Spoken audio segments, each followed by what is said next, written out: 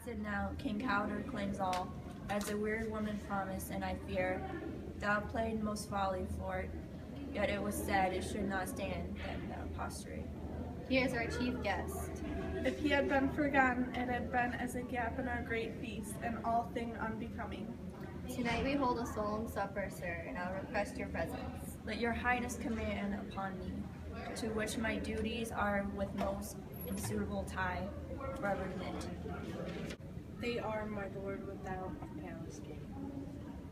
I am one, my liege, whom the vile blows and buffets of the world have so incensed that I'm reckless what I do despite the world. And I another, so weary with disasters, tugged with fortune, that I would set my life on any chance to mend it or be rid of.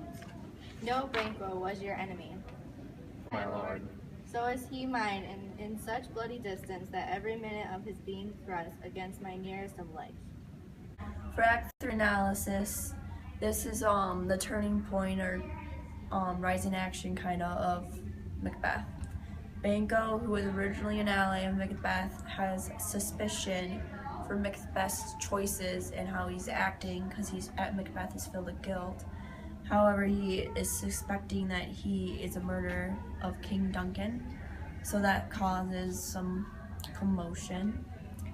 And Macbeth feels that Banquo will tell everyone that he killed the king, so he is planning on revenge for everyone that he thinks will know.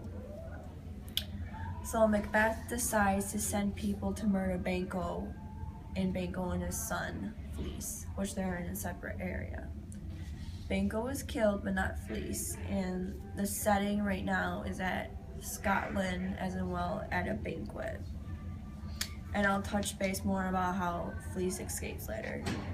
The ghost of Banquo presents himself to Macbeth, and he goes crazy. There we learn that Macduff did not attend the banquet because he wanted to go to England looking for allies, and suspicion of Macbeth. Basically, he was going to England to get more people to convince him to come with him to make an army to go against Macbeth and try to kill him because he killed King Duncan. Macbeth kills Duncan and two guards with his own hands, but not Banquo. So that was a big controversy in that act as well, because he was full of guilt and other people do it. Relationships between Lady Macbeth and Macbeth changes. That's a tone where he no longer really cares about his relationship with her. All he wants is to fulfill the prophecy and become king. then live, Macduff. What need I fear of thee? But yet I'll make assurance double sure. That will never be. Who can impress the forest, bid the tree, unfix his earthbound root? Sweet bodements, good. I will be satisfied. Deny me this, and an eternal curse fall on you. Let me know, why sinks that cauldron, and what noise is this? Show his eyes and grieve his heart. come like shadows, His so delight with men. When our actions do not, our fears do make us traitors.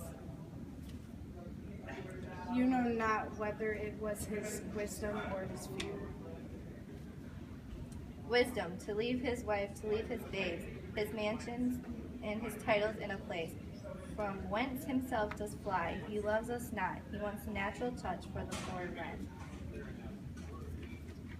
My dearest cause, I pray you school yourself, but for your husband he is noble, wise, Judius, and best knows the fits the season. I dare not speak much further, but cruel are the times when we are traitors.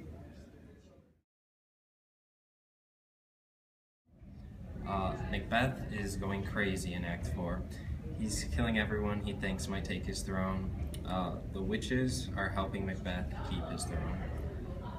Lennox, Macbeth's king guard, is turning against Macbeth, and after seeing what he's been doing, killing off all the people and trying to just overthrow everyone. Lady Macduff, Lord Macduff's wife, is scared for her husband that he will be killed because Macbeth will kill him.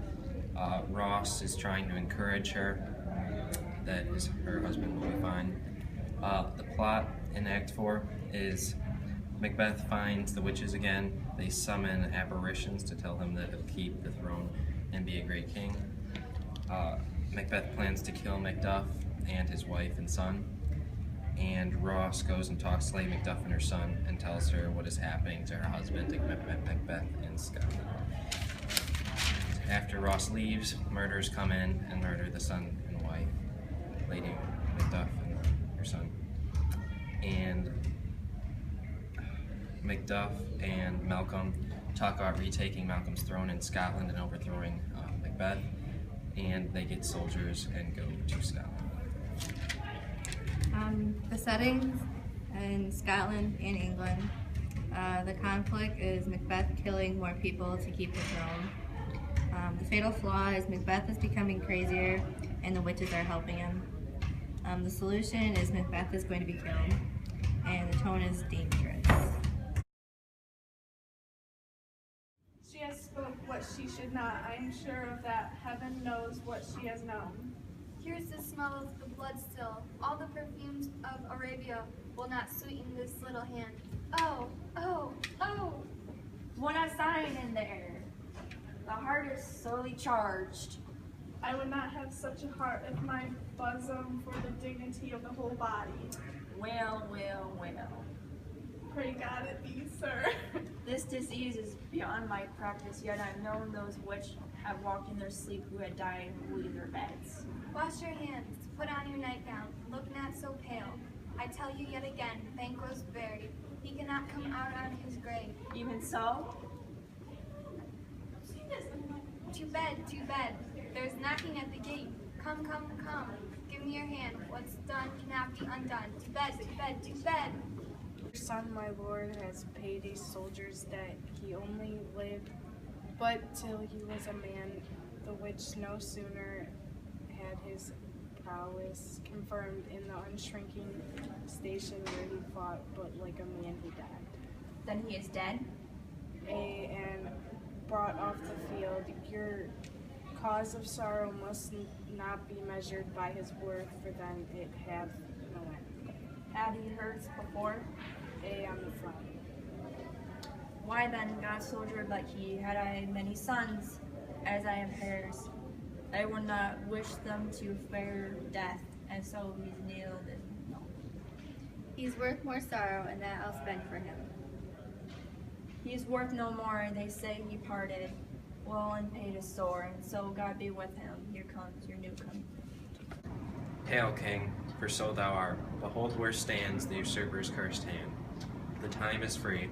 I see thee compassed with thy kingdom's peril, that speak my salutation in their minds, whose voices I desire aloud of thee. Hail, King of Scotland. That calls upon us by the grace of grace. We will perform and measure time and place, so thanks to all at once to each one, whom we invite to see us crowned at Scone. In Act 5 of Macbeth by Shakespeare, Macbeth's overconfidence leads him to his own death. The scene starts out with Lady Macbeth sleepwalking because of the guilt she feels from being a part of all the deaths that have occurred. So Lady Macbeth commits suicide. Meanwhile, Malcolm and Macduff are leading an army to Macbeth's castle. Macbeth is foolish and not concerned because the witches told him that no man born from a woman could kill him, and that was a big mistake. Macduff, however, was not naturally born, and he kills Macbeth. Malcolm takes the role of King of Scotland. The end was satisfying because Macbeth got what was coming to him, and the ending was predictable but well done.